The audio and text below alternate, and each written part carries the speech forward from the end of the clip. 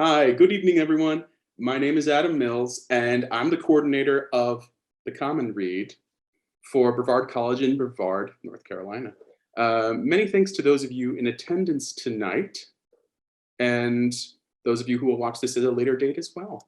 On that note, I want to provide some brief context for the Common Read for the benefit of anyone watching who isn't a student of the college.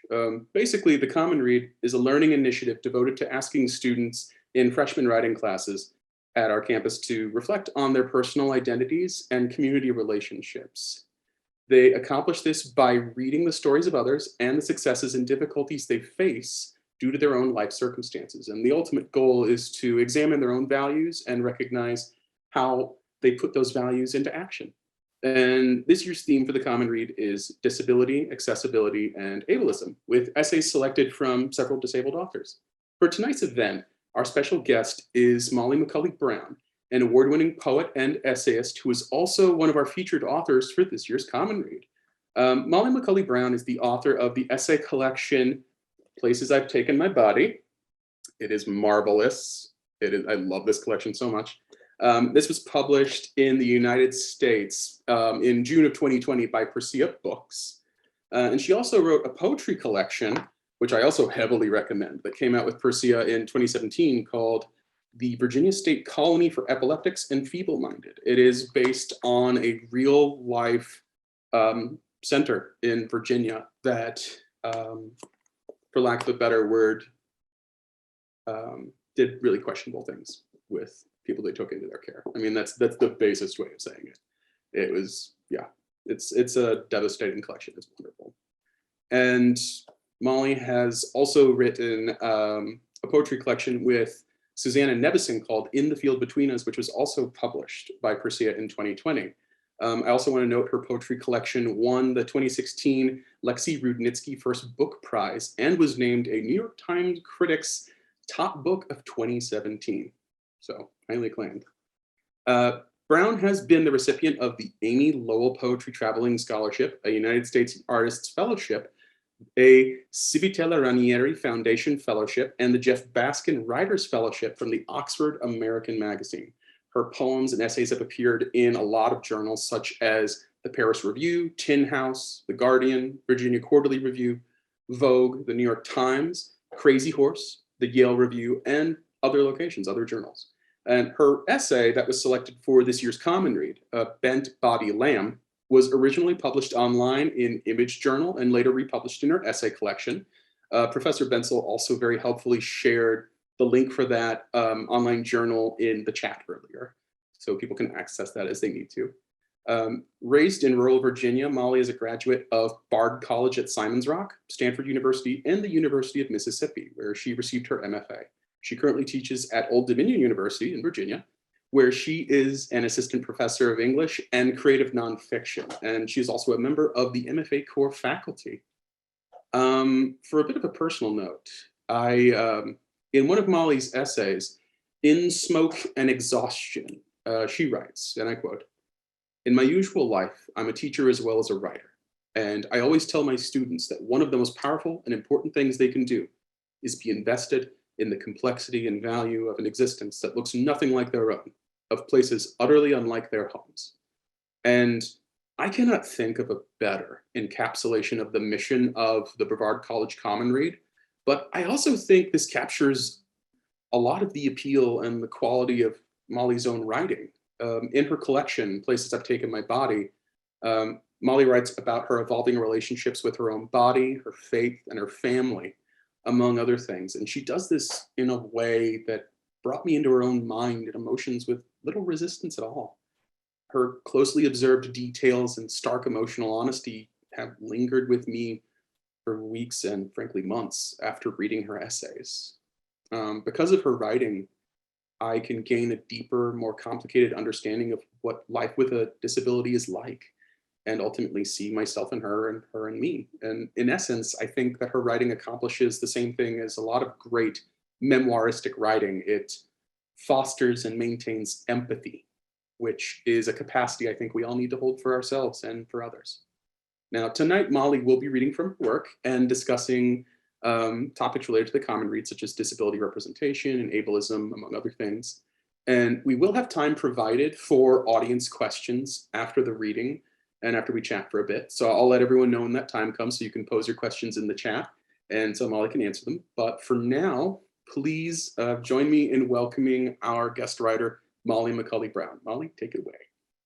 Thanks so much, Adam, and thank you for that lovely and considered introduction.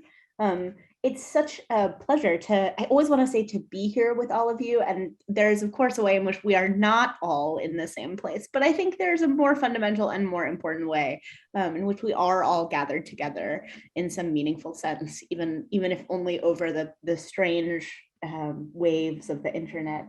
But it is a pleasure to be talking with you tonight, and I'm really honored that my work was part of such a wonderful Common Read program, and really excited and energized by the fact that y'all are talking about accessibility and disability and ableism as part of your Common Read discussion this year.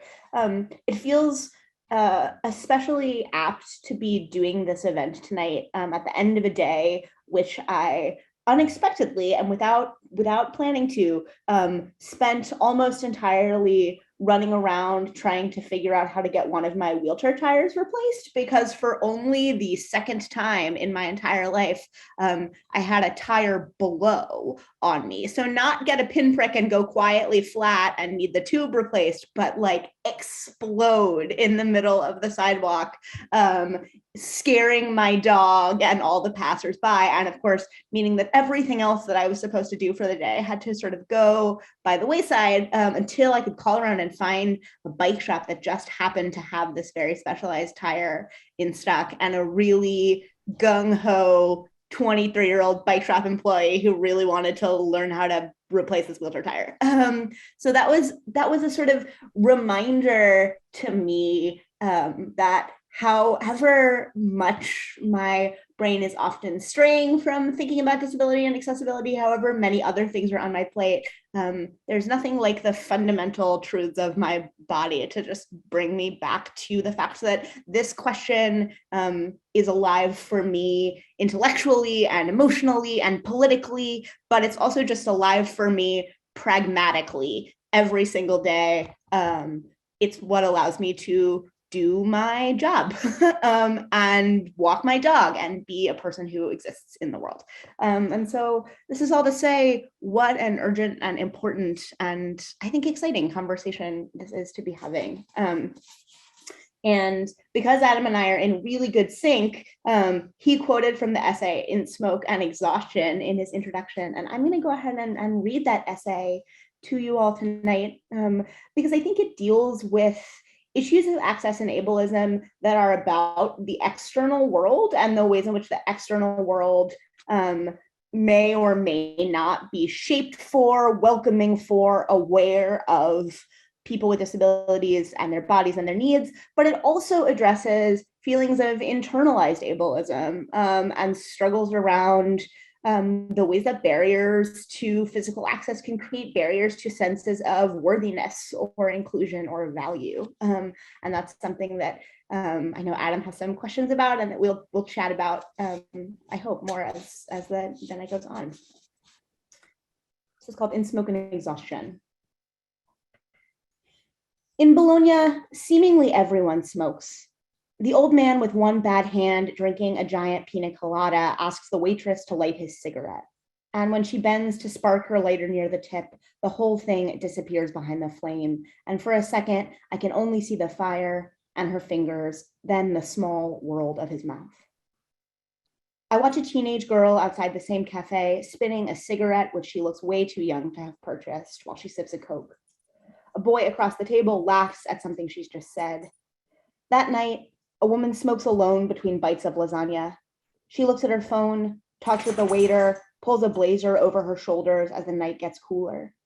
She lights more cigarettes through red wine, then coffee, then the walk off to wherever it is she's going. She isn't beautiful, but she has elegant hands, fingernails like pale and perfect boats. Everywhere, the tarry smell reminds me of a headache. The bar down the block from the apartment where I'm staying is called Coffee and Cigarettes. Rare English lit up in a neon sign. There's a whole wall of foil packs behind the counter, black and red and blues like bodies of water with different depths. I have no appetite at all, and every time I pass the door, I almost buy a pack.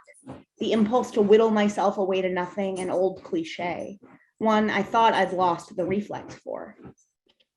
Instead, I drink 4 espressos in an hour and get empty stomach tipsy on one strong cocktail, but not more than one, because I am afraid of getting lost or falling down. The flimsy combined buzz is almost enough that I feel briefly bodiless as long as I don't try to get up from the table. I try not to get up from the table for as long as I can. I'm here a year. And by here, maybe I mean this city, but probably I just mean not America, mean on the road. I'm on a fellowship that pays me for being gone. One American poet a year is funded just to spend that time abroad, to write back from a foreign place. The list of previous winners is a list of heroes. The time is a gift. Right now, I'm spending it getting shallowly drunk at a wrought iron table and wondering whether the disappearance of my hunger is due more to fear or physical pain, fatigue, or anger at my broken and breakable body. And if an absence can be equal parts that many things. A few weeks in, I'm discovering that being abroad in a wheelchair engenders an intense kind of myopia that feels both necessary and dangerous. This sense that I have to pay so much attention to my own body, to the ground right in front of me, to the impending set of stairs, that I never really see anything at all, except the shattered blue beer bottle I almost run over, the stray cobblestone I spot just before it pitches me out of the wheelchair and into the busy street, the sign for an elevator that leads nowhere except back to where I began. I pass again and again by an extraordinary view of a peach-colored church deepening in sunset while looking for a ramp into Bologna's public library. I circle it 5 or 6 times before I even notice. I have to force myself to keep a list of things I see beyond my body. A huge chocolate lab passed out on the laundromat floor, graffiti outside my apartment door that reads, "Eat the rich," all the smoking citizens, their mouths and hands. Otherwise, I will have thought only about my own hands, darkening with grime from the city street, and about tracking the pulse of pain in my lower back for a whole afternoon, a day, a week. I worry that because my body goes with me everywhere, it won't matter how far I travel, that I'll still just be telling its same small story over and over again, that this is all wasted on me. One evening, I call my parents, and discussing my plans for the year, my mother asks if my ambition to learn Italian is lessening. I laugh a little meanly because the notion that I might speak any language at all beyond the language of my body feels suddenly absurd. And then, because she means the question so tenderly and with such worry, I bite the laughter back. Just say, we'll see.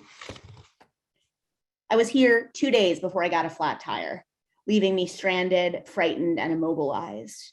And in my better moments since then, I've been looking for places where silence means peace and not loneliness, because I've spent enough time traveling alone to know that contemplative spaces can help combat fear and isolation. I discover a botanical garden a block from my apartment, canopies of trees, bright green and alive. But the paths through the whole thing are poured white gravel, pristine and impassable in the chair. I pause at the gate a little while, turn back to my apartment, go home and pull my body into bed. I think that maybe I should go to mass, the ritual the same in every language, a chance to practice gratitude and intentional stillness rather than paralysis. So one Saturday, I go to explore churches, figuring I'll devote a whole day of preparation to my body's limits before Sunday's service. I stop at 2, but they have big, gorgeous stone stairs outside every door that I can find, and the whole enterprise sours. All I want is to be able to come in and be swallowed by the motions of the crowd. Everything around me is beautiful. I can't make myself keep looking. Instead, I look again at my own body. All of this is wasted on you. Across the ocean, my closest friend, Susanna, texts, "Please be gentle with yourself." And because I love her, I promise her I am. And I am trying to be, but I hate it. I feel utterly untender with myself. There are so many places that I want to be, but I can't take my body anywhere. But I must take my body everywhere. Feeling guilty and exhausted, I keep rereading Rebecca Mead's essay, A New Citizen Decides to Leave the Tumult of Trump's America, in the New Yorker.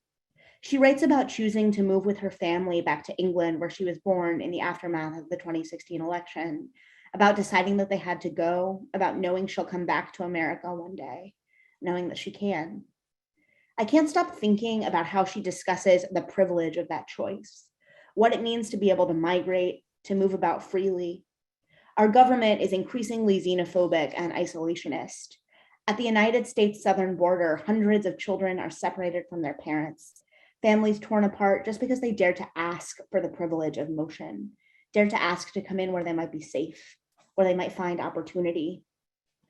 It's a loaded and remarkable moment to have been granted, by virtue of my citizenship, my education, and my art, the freedom and resources to go practically anywhere, just to see it, just to expand my own experience of the world. A remarkable time to have been told, go to every great monument, every far-flung city, go to holy sites and hidden villages, go someplace where you don't know the language to ask any of your questions, learn it.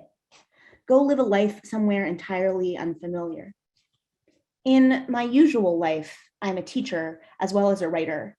And I always tell my students that one of the most powerful and important things they can do is be invested in the complexity and value of an existence that looks nothing like their own, of places utterly unlike their homes. This fellowship makes that my only job for an entire year, and I keep stalling out at thresholds, aching, impeded, and lonely, reduced to studying the cuts on my own legs. A little while ago, I published an essay which included a description of the difficulty of attending cocktail parties if you can't really stand. In the online comments section, one reader posted a response, the gist of which was, why the hell would you ever go to a party if you know it's just gonna hurt and you can't really do it? At the time, I laughed, but now I keep thinking about it. Why the hell would you ever go someplace you know that you can't really be? All of this is wasted on you. I write this essay today largely because I am too sore and tired to muster up the energy or the courage to leave the apartment. I worry that at a moment when the freedom of motion across borders is in short supply, when global consciousness feels increasingly urgent, when so many artists are fighting for opportunities to keep themselves afloat, it is unforgivably selfish to have taken this opportunity away from someone who could make more expansive use of it, whose body wouldn't at every moment resist the remarkable permission for motion they've been given, who could tell you, after weeks in this old and stunning city, about more than the hands of the people who smoke here, how they are beautiful and then moving and then gone. I chose this city to begin in partly because it's the one where men began to map the human body, the one where surgery was born. But all that I can catalog now are the ways it couldn't fix me. And now we've reached the limits of the present tense, because I cannot even tell you yet when I'll be hungry next, and the whole future is conditional. I hope there's something in these pages worth preserving. I hope I'll get more capable as things grow more familiar. I hope I'll manage not to waste this gift. I hope tomorrow I will make it up and out. Thank you. Oh, wow, thank you so much. Oh my gosh. That was wonderful. And that was an essay that when I read it, it really stuck with me because of how you document like the ways you move through those spaces. It's a perspective that I don't have because I'm not in that position. I don't have I can only see what I'm limited to. And the actual physical details of moving through the city, it also makes me think of, because you write about, is it Bologna? Is that how it's pronounced? Yeah. Yeah. Because you also write about attending the anatomical theater in Bologna in the essay, The Skin You're In, which is in your collection, which has this detailed description of the difficulties you encounter when you're traveling to the anatomical theater and later trying to get into libraries. And it's one of the most interesting and observant threads that runs through your writing because it's such, it's like it's aspects of your material existence that you feel like you're bound to in a lot of ways, and that sense of conflicted perspective, like it really compels me when I read it. Um, I would say this is a question that a lot of young people think about all the time on college campuses and other local communities, where they think of like the way that people move through public spaces and making spaces more accessible for people. Yeah. Like having places where you can like move freely in a wheelchair, having elevators, having access to like accommodations that people need. Sure. In a general sense, like what kinds of avenues do you think young people have socially and communally for pursuing egalitarian access to spaces for people? Yeah. So I think that there are a couple of answers to this question, and they happen on sort of several different levels, right? I would say that sort of as young people in your immediate communities, one of the most important things you can do is be aware of which spaces are accessible and which spaces aren't accessible, and be aware, not only like, is this classroom that I'm entering an accessible space, or is my dining hall an accessible space, but also like, am I hosting this party, right, in a place where someone in a wheelchair could get to it, right? Or am I holding this, student group gathering in a place where a student who is blind would be able to find their way into it, right? I think that one of the mistakes we make sort of most regularly as a society is thinking that our job about accessibility is only about like, can you access your basic needs, right? Like, can you go to class, and do you have a bed that you can technically get into? And if both of those things are done, then we're chill, right? That's enough. And I think that especially for young people thinking about other young people with disabilities, one of the best things that you can do if you are an able-bodied person wanting to be an ally on a college campus is think about the other aspects of a college existence, right? The groups you belong to, the restaurants that you go out to, the parties you throw, the get-togethers you have, and are you doing what you can, as someone who doesn't get to make decisions about how much money has been poured into making this college campus accessible, or how much money has been, does this restaurant have an elevator? You can't make those kinds of decisions, right, as a young person, but you can decide, hey, I'm not going to throw my party in a third floor loft that no one can get to, or I'm not going to hold this student protest in a space that is only accessible up a giant grassy hill, right? I'm going to think about access in the way that I live my private life, right? So that I'm going to make my private life and a private life available to people with a huge variety of access needs, right? And so that, I think, is just like, you don't need to have any money to do that. You don't need to be, you don't need to have great influence. You just need to be a person thinking thoughtfully about the fact that not everybody's bodies move exactly the same way. Not everybody's ears work exactly the same way. Not everybody's eyes work exactly the same way. And being aware of that, so that the burden of that awareness doesn't always fall on people with disabilities solely, is one of the most important things you can do. The thing I'm always most grateful for is when the friend I'm making plans with is the one to call ahead to see if the restaurant is accessible, right? And doesn't make me do that labor. So those are things. And then on a bigger scale, I mean, I think the thing that we can do is the thing that we can do to cultivate all kinds of social change, right? Which is to say, I am going to get politically involved, and I'm going to be aware of candidates' positions on healthcare, on accessibility, on resources, and I'm going to throw my weight behind candidates who value those things. You can advocate to your university for greater degrees of accessibility and development. You can make sure that you broaden your own social circle so that you know people with disabilities and interact with them and see them. You can be thoughtful about where you spend your money.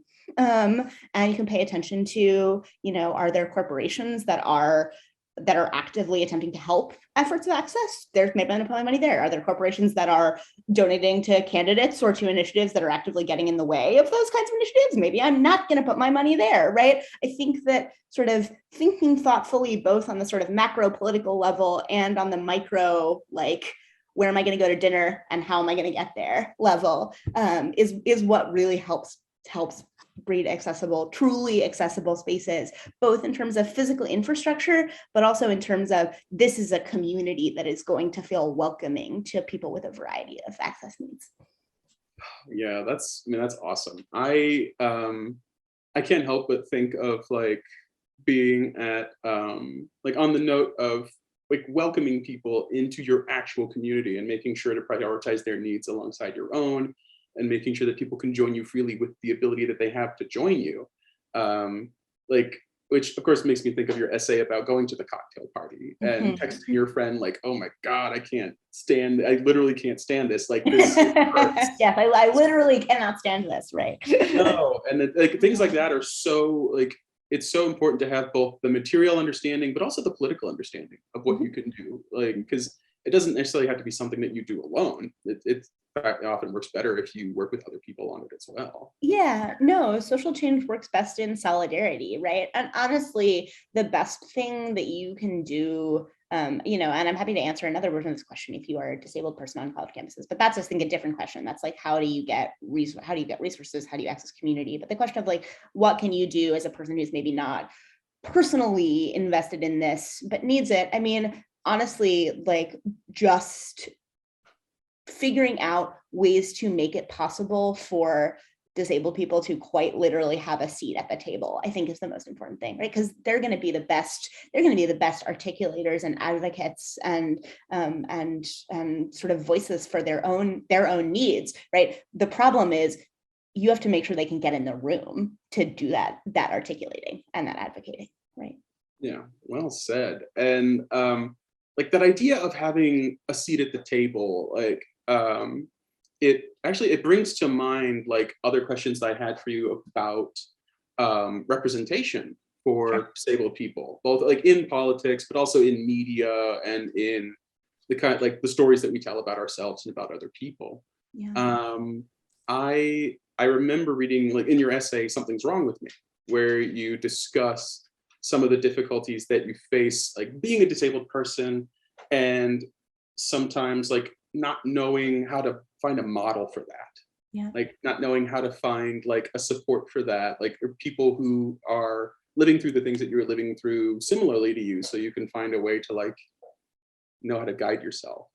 And like you very precisely analyze how representation affects that. And it made me think of the idea of like representation being a matter of both like depicting people in media, like being able to see them, but also having disabled people on the creative side of things. Yeah, yeah. And so the big thing I wanted to mention, and this is for the benefit of those watching, in Something's Wrong with Me, you mention a 2019 study that says 1 out of every 4 Americans has a disability, statistically.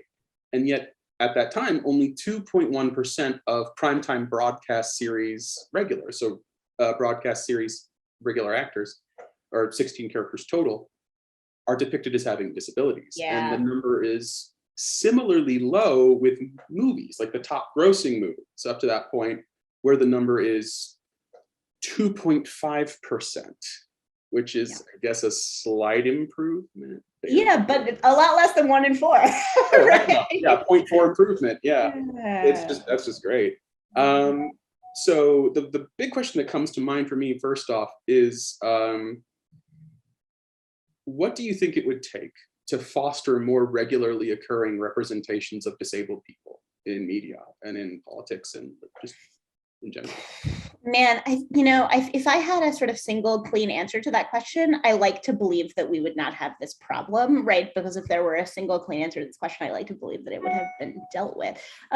In some ways, I think this is very much a kind of a question that sort of goes back to questions of access, both sort of physical, logistical access, but also cultural access, right? Access to education, access to cultural spaces. Like the reason that we don't have more disabled characters on television, that we don't have more disabled characters in movies, is that it's hard to find books in which disabled people are writing about their own lives, although that's getting less hard, and not writing sort of inspirational stories for able-bodied people about how the only disability in life is a bad attitude, is because we don't have enough disabled people in creative positions, in decision-making positions, in being the people who move the money around, right? Like we, and so I think the path to more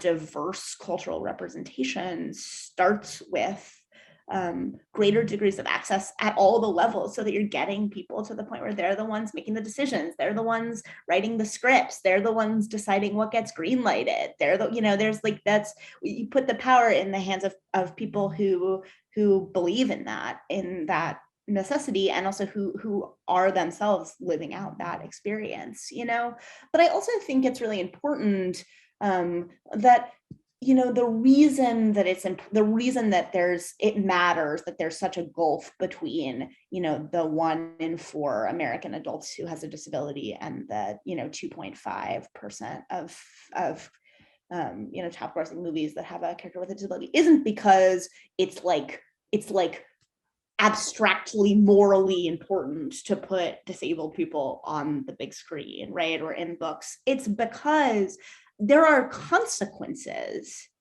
to not seeing yourself in stories that are about anything except a hospital, right? Which is that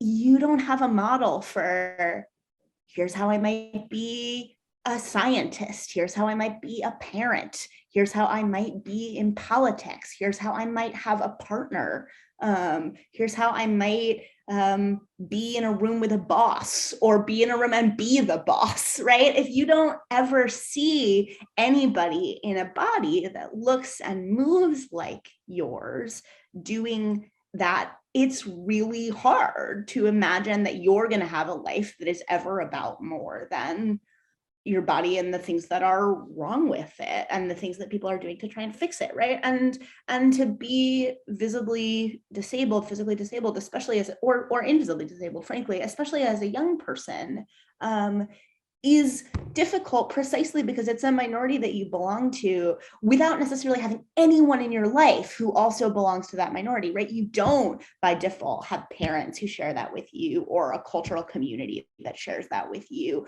or friends that shares that with you. And so if all of those things are true, and also you can't find yourself on TV or in a magazine or in a book, how are you going to imagine your life? So these aren't abstract questions about sort of the value of diversity any more than they are when we talk about the necessity of having characters of color, people of color, right? Or queer role models, right? Like these are not this is not an abstract good. This is a practical necessity, right? Yeah, it really is. Like it's a topic that I've thought about increasingly in the past few years because of, I definitely remember like depictions of disabled characters when I was younger, and the ones that stand out to mind for me weren't necessarily good representations of them. Like, no, they were probably either facilitating the moral development of some able-bodied character or like quietly dying in a corner, right? Yeah, or both. Or both, or facilitating the moral development of some able-bodied character by quietly dying in a corner, which is the prime narrative. Yes, you exist to inspire me. Thank you. Yes. No, like it's that kind of like that basic inspiration model where it's like, oh, look at this character. Now, do you feel better about yourself? I'm like, what the hell? Yeah. So in the disability community, we call that inspiration porn. Yes. Yeah, it's funny, like looking back on the stories that I was exposed to when I was younger, when I was growing up, sort of dating myself a bit for any students watching, but that's fine. They all think I'm old anyway. I remember watching South Park and seeing named characters like Jimmy and Timmy, who were depicted as physically disabled, and they were included as part of like the core of the characters. And that I've always thought back to that of just like what makes for a good representation of a disabled character in TV and media. I mean, it seems like you've partly hit on it, is like they can't just serve as a prop to enable non-disabled people or other people. Like they have Yeah, lives I of mean, their the own. thing that makes for a good disabled character, right? And this is the thing. And now I'm giving you both sort of, I'm talking both societally, but I'm also, this is like craft advice for writers in the room, right? Like the thing that makes for a good disabled character is the same thing that makes for a good character period, which is nuance and complexity and subtlety, right? Like, I mean, the biggest red flags to watch out for are, does your disabled character only discuss disability, right? Like, are they only talking about their illness or their body or their pain or their access? Like, that's not realistic. Mostly I talk about all kinds of other things. I talk about literature and coffee and bad television and my dog and the people I love and those you know, are your disabled characters existing sort of purely to be either like, again, sources, as we've said, of inspiration and light, or are they existing in the sort of weird villainous, like, I'm so bitter about being in my wheelchair and so now I've become a supervillain, right? Which is the other weird, you know, like sort of evil bitter cripple trope that exists in the world.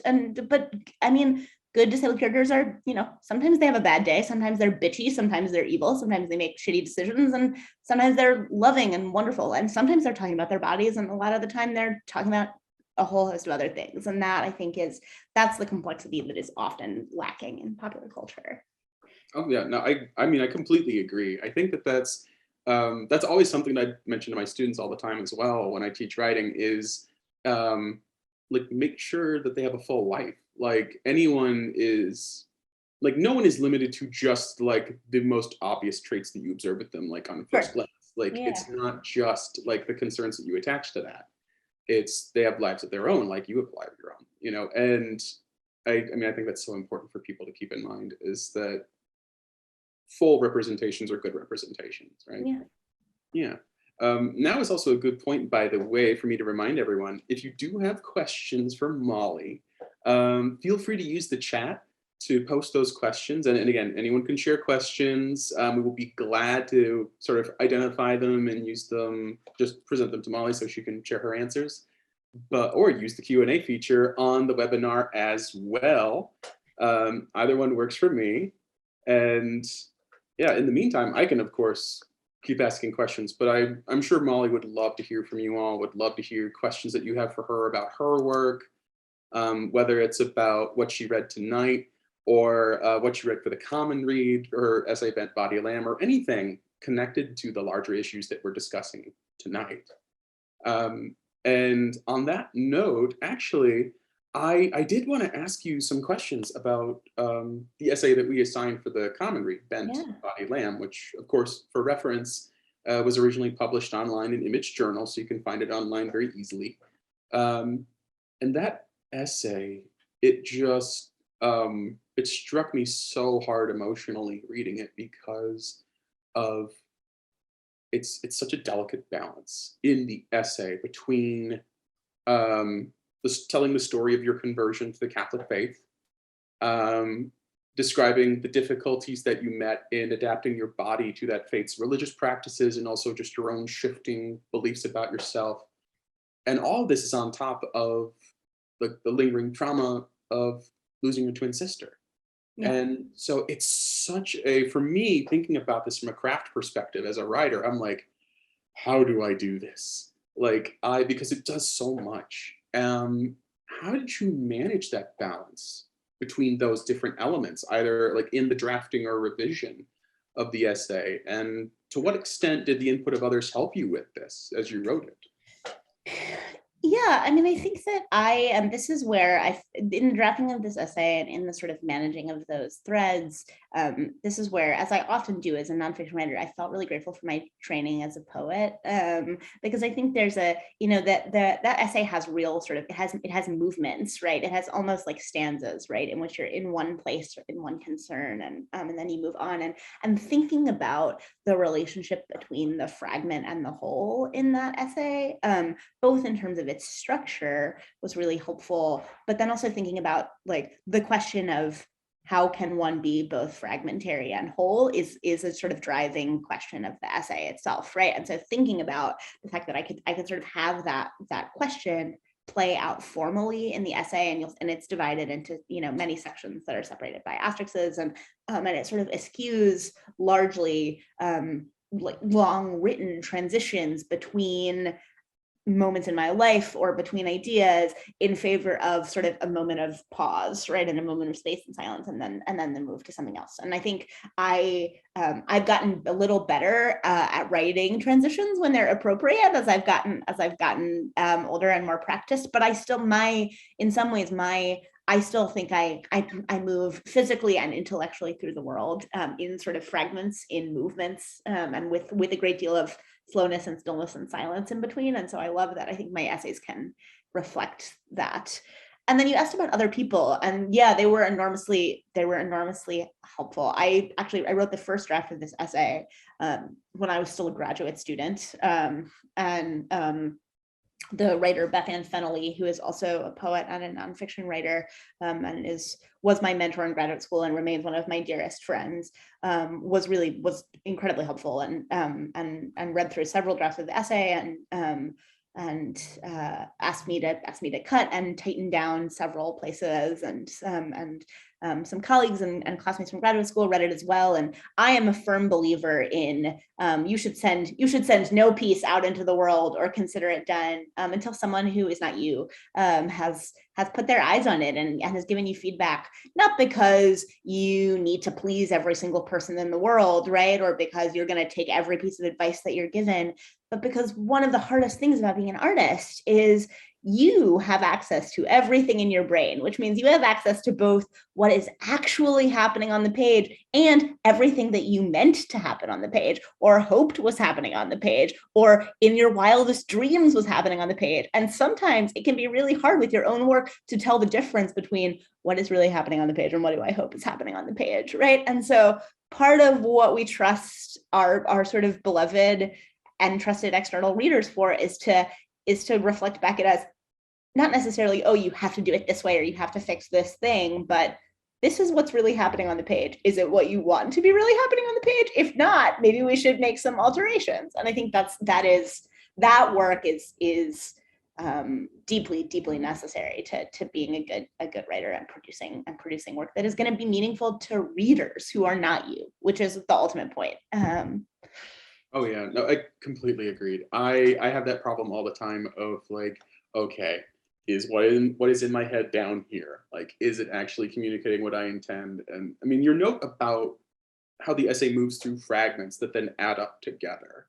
That feels like another thematic thing that runs through your writing in general, in your nonfiction. Like you said, you really are like creating a body from its parts, like creating, like seeing how fragments fit together when they may not necessarily fit easily feels like it's such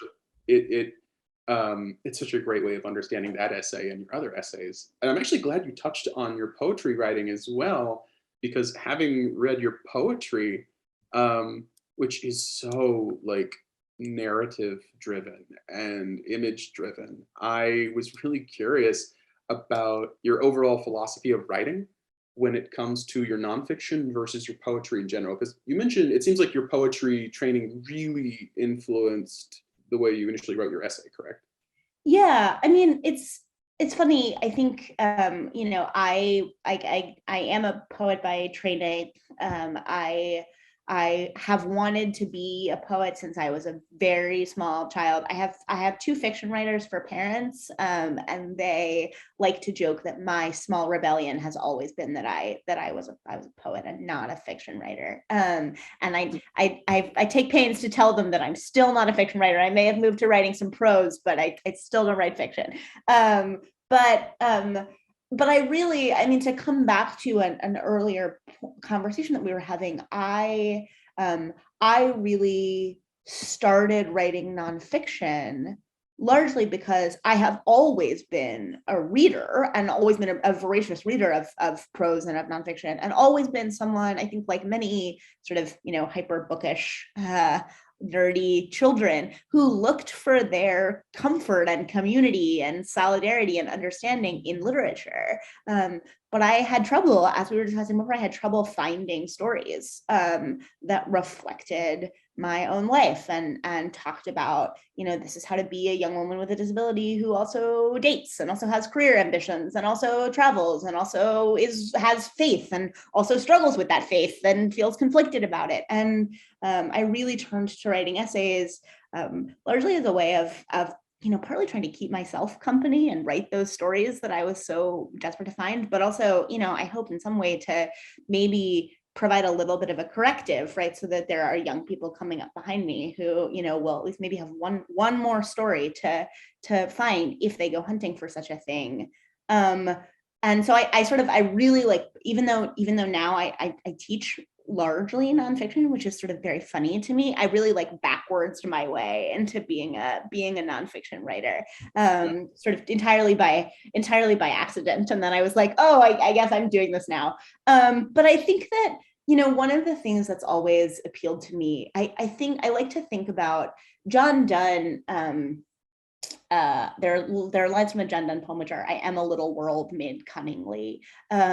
I've always sort of thought about a poem as a little world made cunningly, right? And the act of writing a poem has always felt to me a little bit like sort of participating in the creation of your own universe, right? And you decide if there's gravity, and you decide what the elements are, and you decide how all the rules work.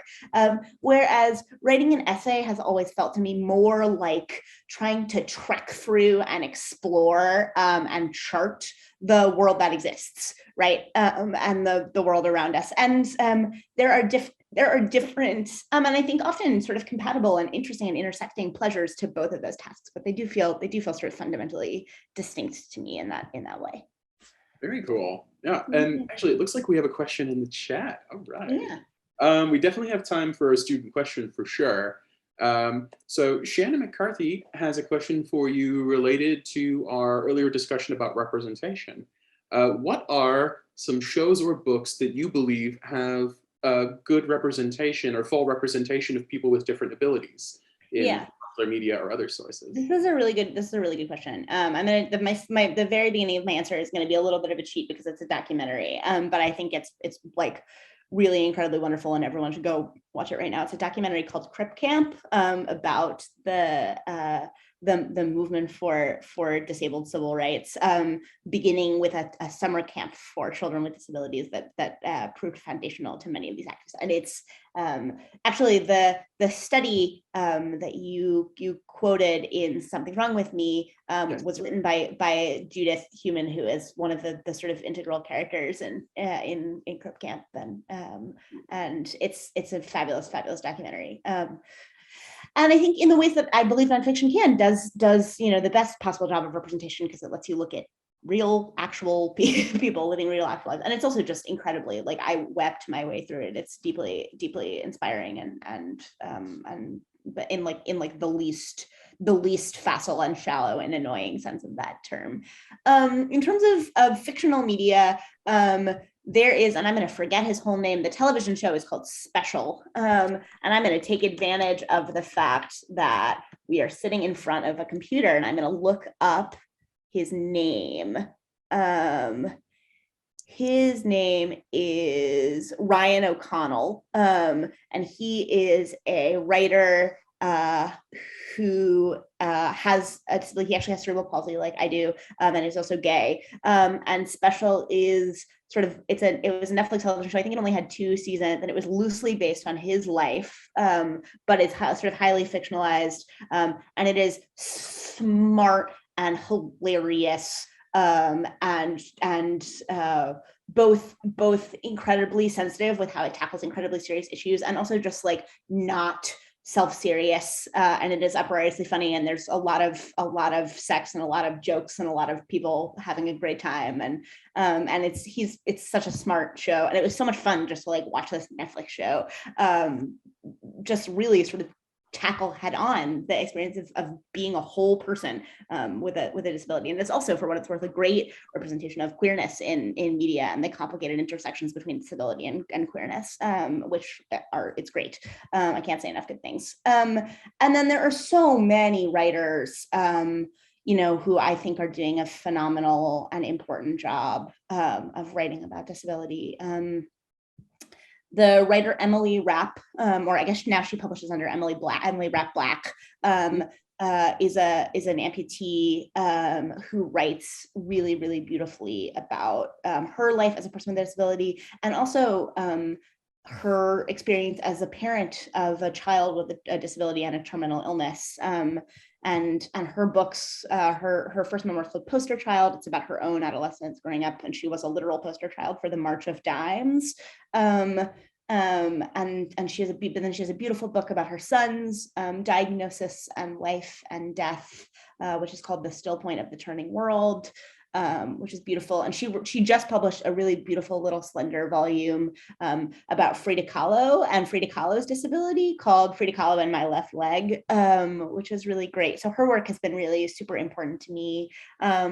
The poet Meg Day, I think, is writing really beautiful and important work about thinking about deafness and gender and poetry. The writer Gabrielle Calvo-Caresi is also doing, I think, really interesting work thinking about embodiment and disability and gender. I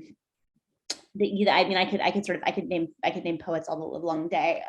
My co-author and dear friend, the writer Susanna Nevison, is doing work that I am grateful for every day of my life. So I think there are increasing numbers of writers out there doing really wonderfully urgent work. There are not as many television shows and movies as there could be, that I would like to be able to see. But I think one common thread that I want to draw your attention to is that all of the media I have mentioned, whether it's a book or a television show or a documentary or whatever, it is created and produced and written by people with disabilities, right? Which is not to say that I don't believe in the power to imagine and that I don't believe in the power of empathy. I do, but I think particularly in a landscape where we are, as we've discussed so many times, lacking both the stories and representations of people with disabilities and points of access for people with disabilities to tell their own stories and to make their own stories public, prioritizing what we call own voices storytelling, right? And storytelling by disabled people about the experience of disability is really paramount. Oh yeah, I wholeheartedly agree. I'm so glad you brought up Special, because my wife and I watched that it's on Netflix, right? Yeah, it's on I Netflix. really do. I heavily recommend it to everyone. It is so fun. And like you said, it's a really multifaceted look at not just disability, but disability and queerness, disability and sexuality, disability and adapting to the world, and like the myriad of stories that come from a person's life. And it's not just one thing. And I completely agree with you as well. It really should be like a concerted effort to like seek out people telling their own stories, like that, the own voices. I really like that phrase. Actually, this is the first time I've heard that. I'm definitely going to bring that up to other people. Yeah. I think, and I may be wrong about the origins of this, I think it arose initially in communities of autistic people, talking about the importance of having people who are autistic be the ones who narrate experiences of autism, rather than caregivers or people searching for a cure or any of that. But it's certainly become, and I may actually be wrong about where I am not a sort of scholar of these things as much as I do talk about them. And so I want to, if I'm wrong, don't call me out on the internet. I'm admitting right now that I could be wrong, but I think that's where it arises from. And but it's certainly become a term that I've watched sort of minority communities, for lack of a better term, used to really important and great effect to talk about the necessity of having people who have particular lived experiences be the sort of leading, if not the only, the leading voices in narrating representations of those experiences. Oh yeah, and it really also brings to mind conversations I've had with other authors related to representation, and this will be sort of our final point on the night since we're running close on time. But I remember I interviewed a sci-fi and fantasy author, Daniel Jose Older, who has done a lot of work regarding representation in publishing. And I remember he raised the issue of people writing characters who are outside of their own like realm of experience. So not the own voices, like when writers tell stories about Black characters or disabled characters or autistic characters or immigrant characters, and the responsibility that comes with that. Yeah. And the point that he made to me was that the best thing we can do sometimes is recognize the limits of our perspective.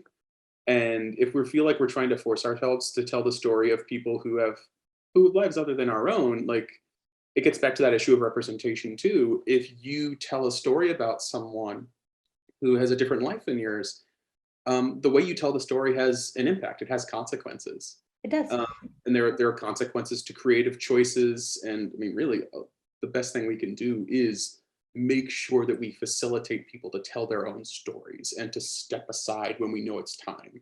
And Yeah, and I think that's right. And I want to say, that this is a complicated conversation with, I think, 1,000 really important degrees of nuance. Because again, I do believe in invention. I believe in imagination. I don't believe that as writers, the only thing we can do is produce stories and characters that look, that mirror exactly our experiences and never deviate from them. I think that's that would be a shame, if we didn't. And I wrote an entire book, my first book of poems that you kept talking about, as much as it has parallels to my own experience, and the history is one that I'm aware of, my sort of place in the historical lineage. There is an awful lot of imagination, of empathizing, of invention that went into making that book work. And I believe in imagination, but I think you got it right, Adam, when you talk about being aware of the added responsibility that comes with that imagination, right? And of the question of I want to live in a world where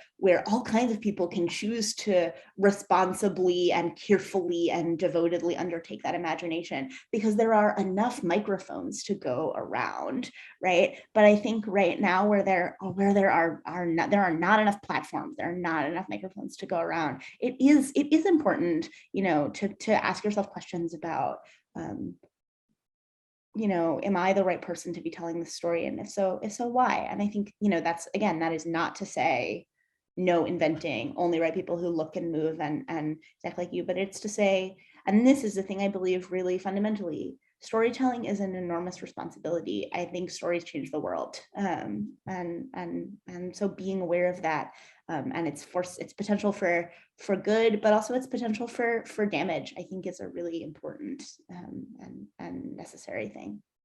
awesome. And I cannot think of a better ending point than that for tonight's event. We've reached the end of our time, but I just want to thank you so much for joining us tonight, Molly, both with your reading and your ideas and the conversation. It's been an immense learning experience for me. I know it has been for other people as well. Thank you so much for joining us. I really Thank appreciate you for having me. It was a real pleasure to talk with you and to be with all of you. it. Excellent. And so I'll go ahead and finish recording here.